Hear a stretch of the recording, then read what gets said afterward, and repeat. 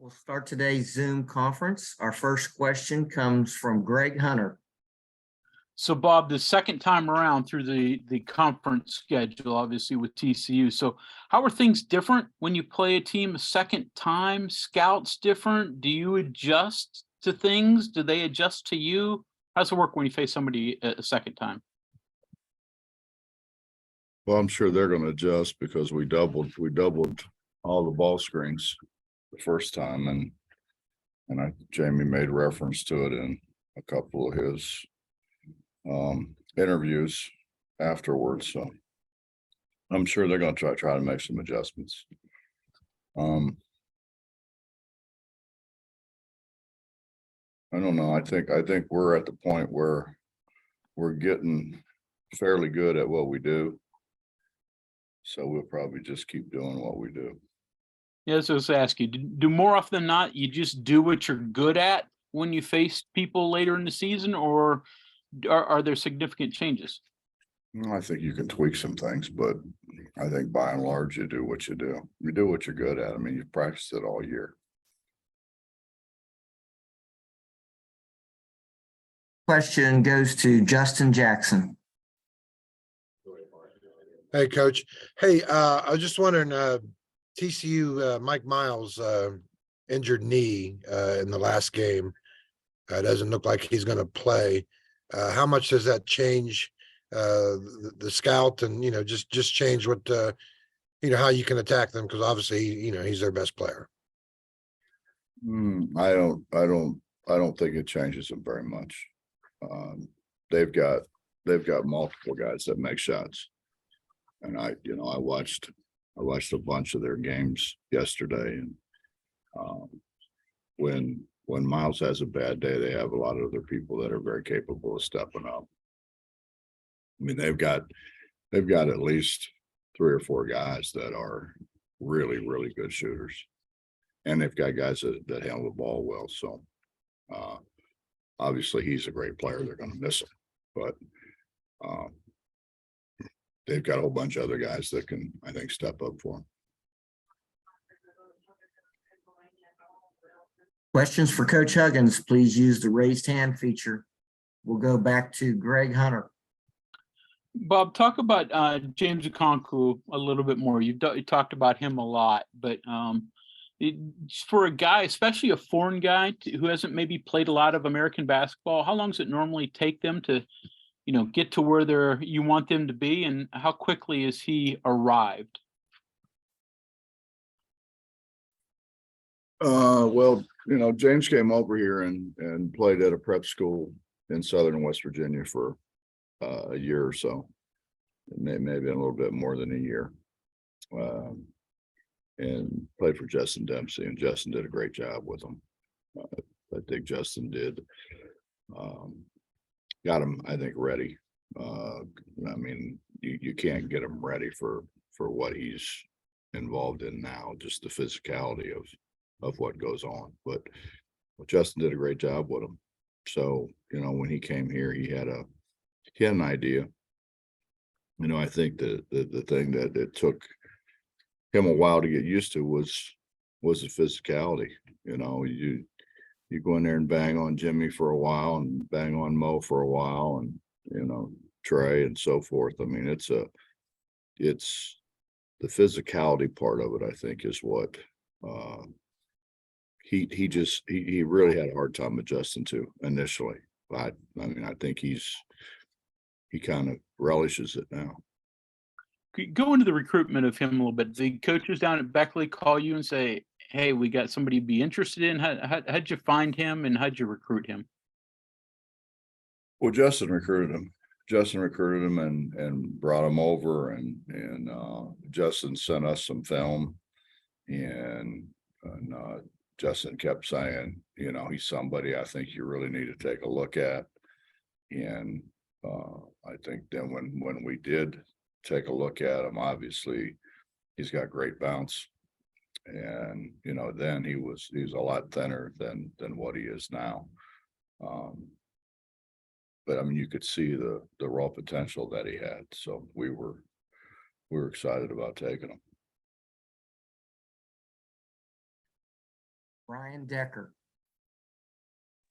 Coach, if we can go off the basketball court here for a second, you had your fish fry last weekend. Do you have any update on how much money was raised and how successful that was? Well, I'm told it's 2 million or more. So,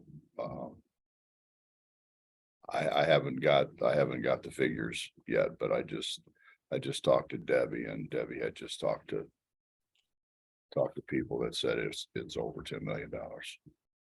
What's that mean to you too? I guess at least for 2 or 3 years in a row now, hit that total and do that for those organizations that you've raised that money for. That's why we do it. And we do it. And again, I lost my mother to cancer, and to sit there by her bedside and see my mother struggle through months of cancer was a really, really rough thing. And obviously you feel bad for all the people who have loved ones going through that. And I just thought anything that we could do to help, I think would be time well spent. And I think we have a great need for it here in this state.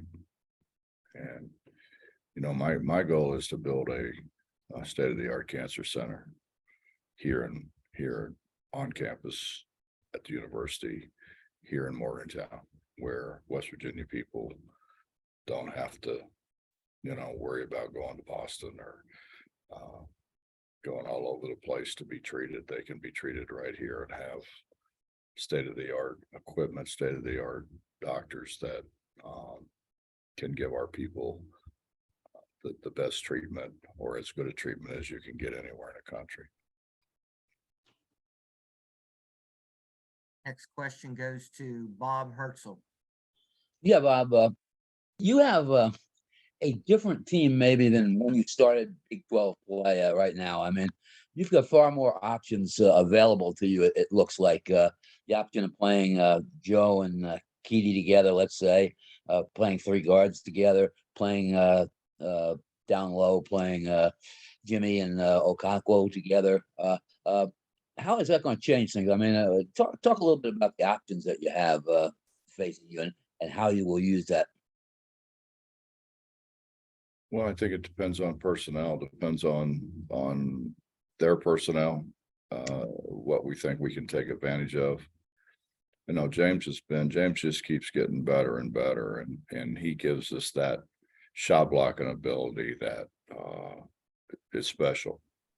And I think the more he plays, the better he's going to get. I think the bigger factor he'll be around the rim. But it's a matter of who's playing well that day. I mean, it's kind of good to be able to see somebody's having not their best day and be able to put somebody in. I mean, I think what we do with Keedy's been really banged up. Has not been what Keedy was early on. He's just been they've really banged him up, and Joe's come in and done a terrific job for us. I think Eric's kind of found himself. He's become much more of a team player. I think his understanding of where and when he can get shots is so much better. And then, I think, with them and Trey, you got 2 really seasoned veteran guys, and, everybody's not going to play well every day. Trey didn't have a great day the other day, and we were still able to win. Emmett's had some days when he didn't play as well as he's certainly capable of playing, which happens. Happens to everybody. So just to be able to have guys off the bench, I think Seth's done a great job for us coming off the bench when other guys have struggled making shots. So I think it's a luxury to have some guys that you can bring in off the bench that can pick up for some guys that maybe aren't having their best days. you have to feel far more ready to make a run now through the second half than you probably were at the start. Yeah, I think, I think in the beginning, we were kind of lost. We were, we had guys from the portal, we had transfers, we had freshmen, we had some guys returning, we had such a conglomeration of a lot of different people who had been coached so many different ways. And to be able to get all those guys on the same page was really a struggle. And I think we're to the point now where everybody understands what their role is. They understand what they can do. They understand what their teammates can do. And I think that puts us in a much, much better place. But, that being said, I think everybody else has played as many games as we have, and they've gone through, by and large, the same kind of things that we have. Thanks. Kevin Kinder. Coach, following up on your goal of getting that cancer center built, is there a target number where you would need to get to start construction? Obviously, looking for support from other places as well. Any idea of what that might be, or what your goal would be there? Well, we're looking at a whole lot of different avenues. We've had discussions with a lot of different people from a lot of different areas. So I don't know that anything right now is definite or set in stone, but I think there are numerous possibilities for us to be able to get the resources that we need to get it off the ground and running. And then you mentioned going back on the court with all the different players that have starting to find their roles. You've had different players take the lead, as you mentioned, a lot of positives in that. Is there a negative that, hey, maybe at crunch time or when you need a big bucket, maybe there's not one or two players that are initially looking to take the lead? Do you have to have that, or can this approach by group work for the rest of the year? Well, I mean, in all honesty, and Eric would be the first one to admit this. I mean, he struggled, and we tried to put him in positions where he could win games for us, and he struggled.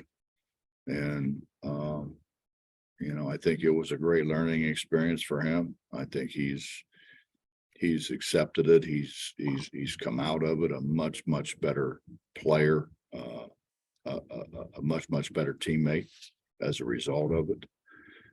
And I mean, but that happens. I mean, that happens virtually every team, that it takes some people to find their niche, so to speak. Next question goes to John and Tony. Takeaway from the Auburn game, now that you had a day or two to think about it, what was the most pleasing aspect to you about the way your team was able to hang in there and get a win? We won. That's the most pleasing thing to me, John. I mean, we kind of, I thought we had decent control of what was going on, and then they came back and they made some shots. They made some hard shots, and then we made some blunders that kind of led to them getting back in the game. But I mean, I was proud of our guys that we hung in there. We could have dropped our heads and hung our heads and not competed. But I think the way we competed down the stretch, that the way we found ways, and I mean that's what it's about. I mean, when you're playing really good people, you got to find ways to win, and it's very rarely ever all the same way, whether it's a steal, whether it's a key rebound, whether it's going to the line and making free throws. I mean, it's a lot of different things, and we've struggled, as I think everybody knows, we've struggled making free throws down the stretch. That's something that we've got to get a whole lot better at. I think a whole lot more comfortable with. I have one more here. I know last week we talked about the strength of the Big 12, and it kind of played out Saturday with the wins in the SEC.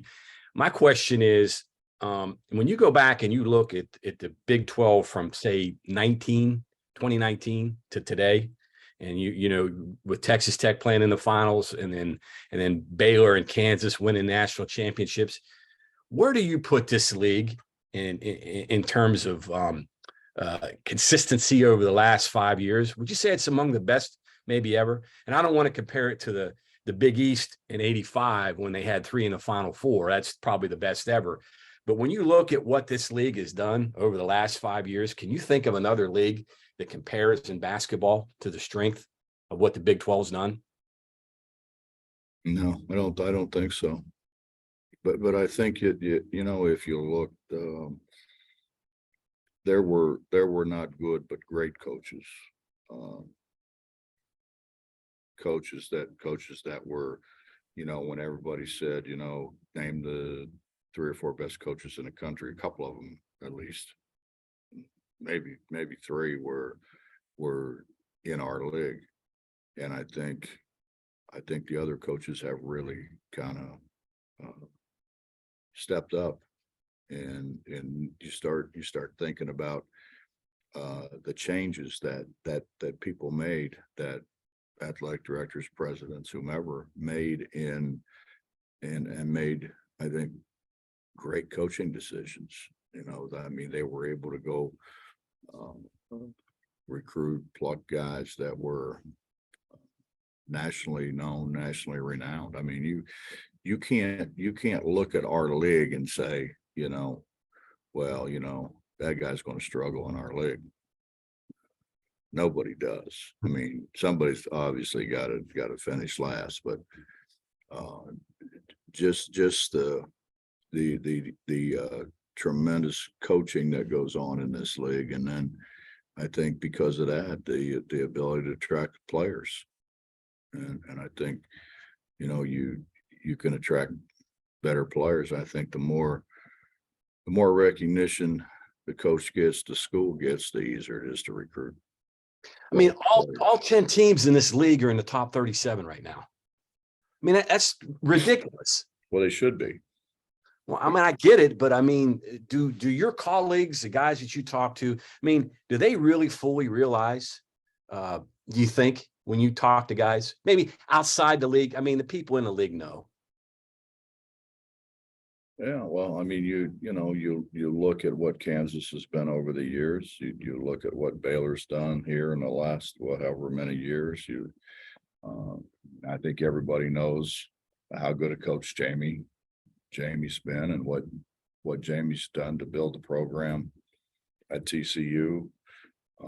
You know, they lose a great coach at Oklahoma, and they bring in a young guy who's did a terrific job where he was in a school that was certainly not known for being a basketball power, and took them on a big NCAA run, and now he's doing a terrific job at Oklahoma.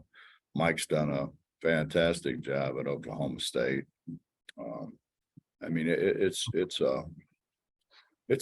a hard league, and you can't make mistakes. I mean, if you make a mistake, I mean, we made a mistake obviously at Oklahoma State and lost, and that's a game we could have won. I mean, there's games that we could have won that we made mistakes, and it's a matter of, you know, I think to a degree coaches go through when they get to a place, they're not sure of everything. They're not sure how everything falls, just like players aren't. And so I think the more we have guys that have been in the league, understand what the league's about, understand how hard the league is, understand the officiating of the league, because I mean, let's face the fact, those guys are a huge part of the game. I mean, they want to act like they're not a part of it. They are a huge part of the game, and knowing them, knowing what they call, or, you know, what they like to call, or, you know, it's that's part of it. And I think the guys that have been in the league for a while obviously are better at it. Mhm. The longer some of the guys are in the league, I think the better they understand of how some guys will let you, play one way and maybe not another way. It's there's a lot of factors, I guess. Mike's in the queue. Got one more. And I'll let you go on this. You've been in some leagues, and I've heard you say this before, where you knew if your team wasn't at their best, you were going to beat the guy across from you, whoever that was or whatever that was. That's not the case in this league, is it? No, not at all. Not at all. And I mean, I was in leagues with Denny Crum. I mean, Louisville was Louisville. They were it. I mean, Joey Meyer could really coach. I mean, we had guys, but then we also had guys that were kind of breaking in.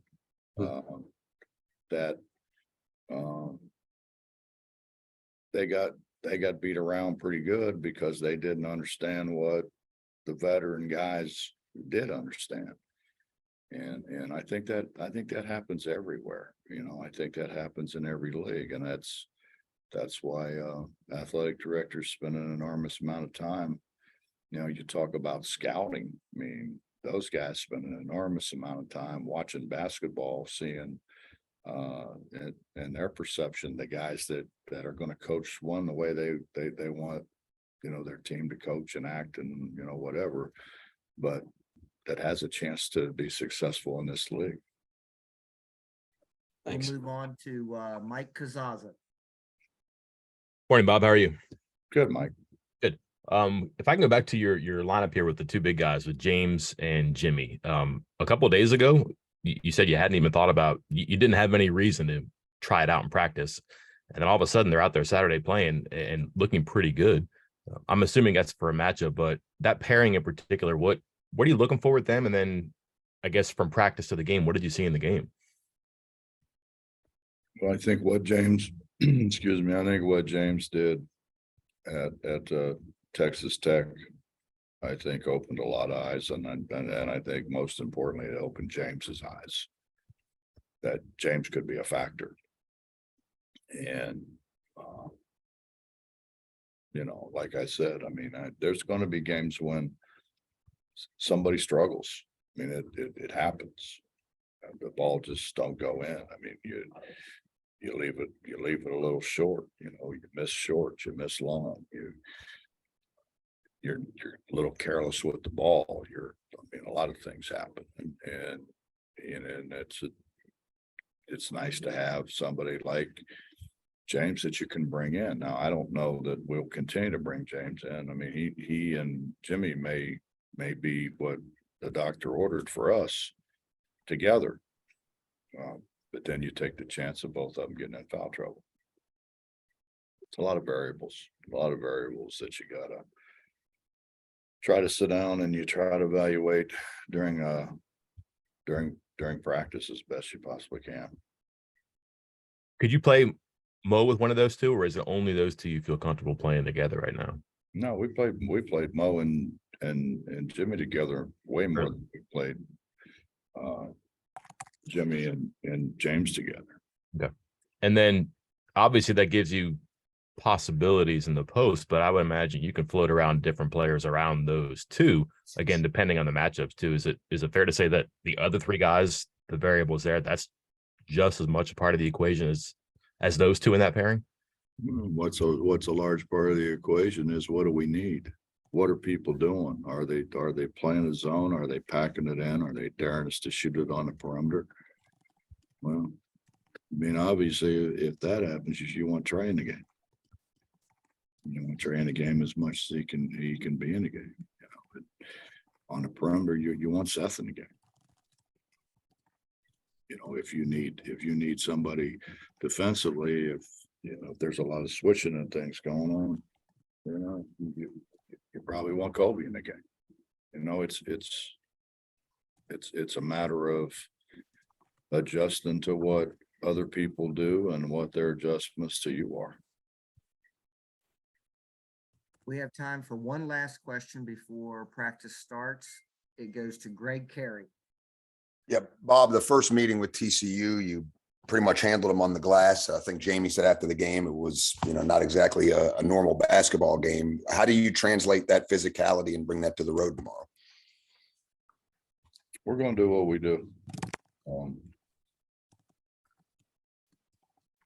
I've got obviously great respect for Jamie, and Jamie and I have coached against each other for quite a number of years now. So I think we both have a pretty good idea what the other one's gonna do, or at least what they're capable of doing. So we're gonna try to get ready. We know we've watched numerous tapes. Haven't done anything really but watched TCU since the Auburn game's over, and I'm sure Jamie has spent a lot of time doing the same. So he'll try to figure out how to change what we did to them, and we'll try to figure out what they did to us. So how we can get better. Okay, Coach Huggins, your practice is starting. Thank you for your time today. Thank you.